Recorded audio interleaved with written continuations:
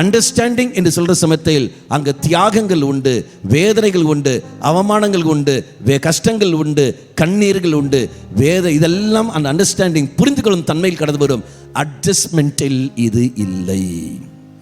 Adjustment அது இல்லை. வேதனை இருக்காது, கண்ணீர் இருக்காது, சௌகரியம், சுயநலம் அதுதான் கடந்து வரும். உன் வாழ்க்கையில், உன் குடும்பத்தில் நீ எப்படி வாழ்ந்து கொண்டிருக்கின்றாய்? புரிந்து கொண்டு வாழ்கின்றாயா? அட்ஜஸ்ட் பண்ணி வாழ்கின்றாயா? என் ஆண்டவர் இயேசு கிறிஸ்து இதை புரிந்து கொண்டு வாழ்ந்தவர் தான் இவர்.